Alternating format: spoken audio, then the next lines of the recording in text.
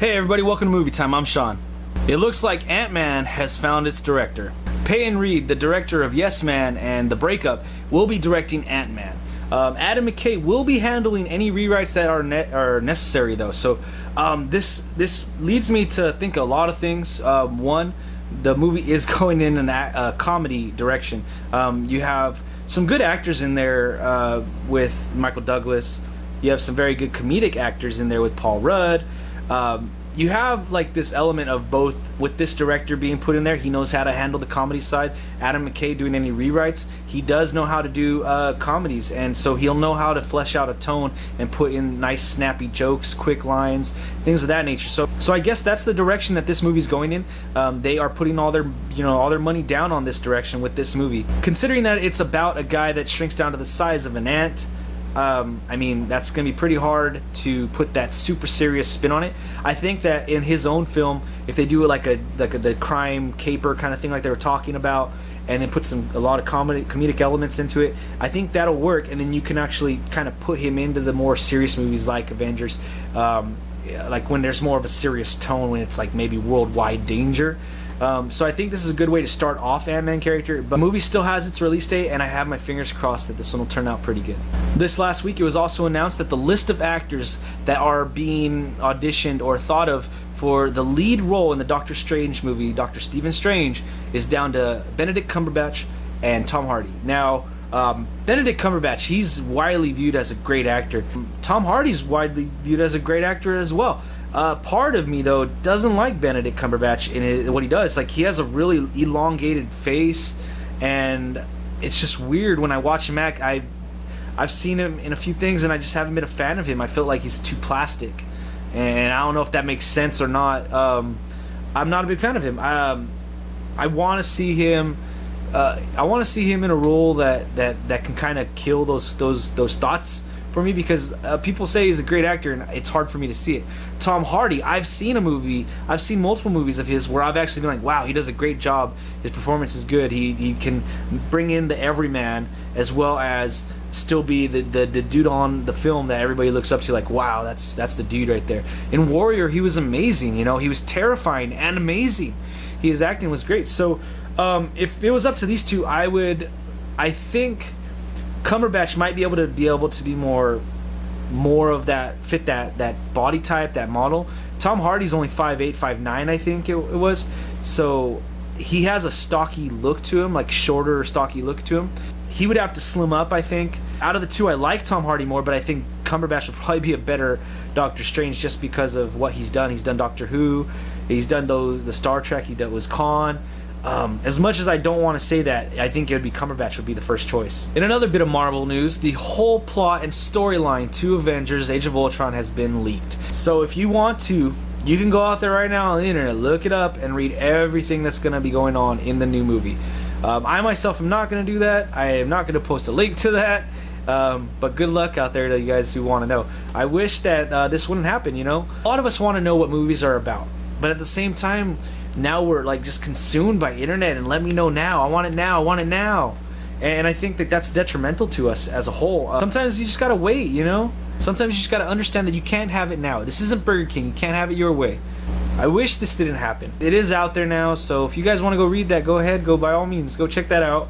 I will be sitting here and continue writing my own Avengers fan fiction. Last bit of Marvel news for this one, this week. The Guardians of the Galaxy movie is coming out in August, and they just released 4 different character posters. I actually really like them. Character posters are nice. I like them to highlight who's the main characters, who's the villains. I like that. Now, they don't tell much about the movie, and in some people's minds, a poster should be able to do a good job of giving you a sense of what the movie's about, and I do agree to that. I do agree with that to a certain extent, but at the same time, I definitely like these character posters. James Cameron announced this week that Sigourney Weaver was going to be returning to the Avatar sequels.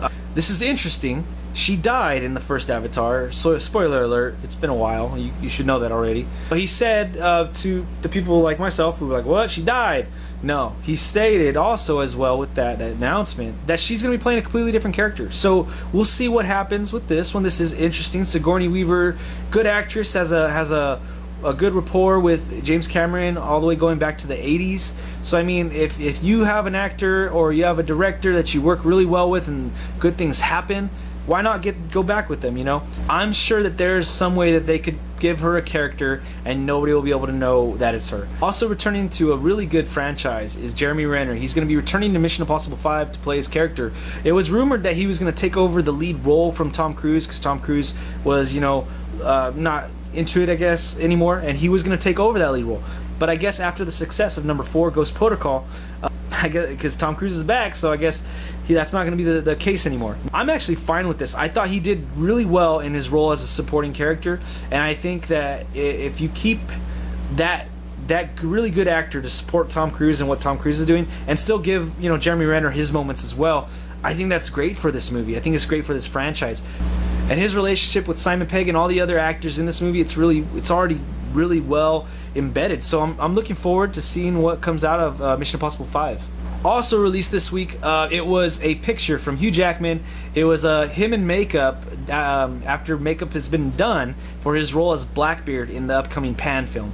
It looks pretty interesting. It's nice to see a different change in roles for Hugh Jackman. I love him as Wolverine, I definitely do, but I definitely like to see him, you know, branch out and do other types of movies as well. There was 2 trailers that dropped this week that were pretty funny, pretty interesting. I'm really excited for both of them. First off, you have The Interview, starring Seth Rogen and James Franco. This one looks awesome. Journalists go to North Korea and are then tasked to kill Kim Jong-un. Awesome story. I can't wait to see what happens in this one. And the second trailer is the much anticipated follow-up to the original, which is a classic, Dumb and Dumber. This one's called Dumb and Dumber 2.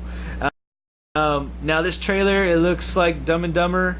It looks like that type of content. There is some scenes in it that are kind of like explicitly raunchy. And like, I don't know, now some people might say like, yeah, Dumb and Dumber was raunchy. Now there was implied raunchiness in Dumb and Dumber, you know, when there's just certain scenes where there's implied raunchiness and dirtiness. But you know, this, you got to go a little bit farther on the sequels. You know, sometimes you got to think of new jokes. It's been 20 years. They have a lot to make up for, and so we'll see what else they can show us. You know, I'm excited for the movie. If it could be even half of the movie of the original Dumb and Dumber was, it'll be a good movie. So that's my stance on it. I'm really looking forward to both these trailers, these movies. In theaters this week, we have 22 Jump Street. So I'm really excited about this one. It's getting really good reviews. I've heard that it's the best sequel, the best comedic sequel ever. It's better than the first one I've heard. It's just as funny, if not more. Lots of good reviews. I'm really excited for this one. I'm gonna go see it tonight. You guys should go check this one out in theaters. I can't wait till tonight. I'm gonna go check this one out. Yeah, yay me. Time for movie of the week, guys. This week's movie of the week was Jack Ryan's Shadow Recruit. With all the hustle and bustle of E3, I just wanted a movie that was gonna be action-packed and get me something just like kind of like watch and zone out. Nothing that was drama. I had to like emotionalize everything. I didn't want to do any of that. So we put on this movie. I watched it and I liked it. I thought it was pretty good. This movie didn't do well at the box office. I think the marketing for this one probably wasn't as good as it should have been, but from a lot of people liked it. A lot of critics thought it was pretty good, and I thought it was pretty good as well. In this movie, you have Chris Pine starring as a young Jack Ryan. This is the now this movie, as well as the other Jack Ryan movies, this one is being given to us out of you know, timeline, perhaps you could say. This movie is based on one of the first books, as well as having events from real life, the 9/11 happening. It's loosely based on that book, and that's when he's entering into this. So you have that storyline. It is coming out after all the other ones, the Ben Affleck, the Baldwin, the Harrison Ford ones. But it does stand up in its own right. I definitely liked it. The action was pretty good. It was a little bit of a spy thriller action movie, and I enjoyed that. It was about, I think, after credits, it was about an hour and 45 minutes.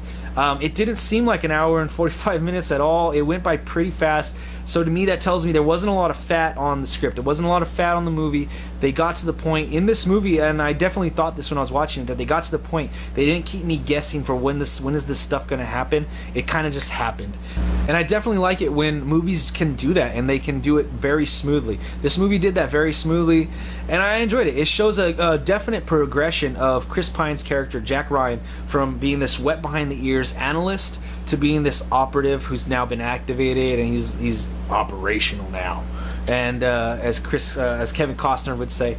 And so yeah, it does a good job at showing that trip that he takes from wet behind the ears to an actual operative, though it does happen in the span of maybe 2 days.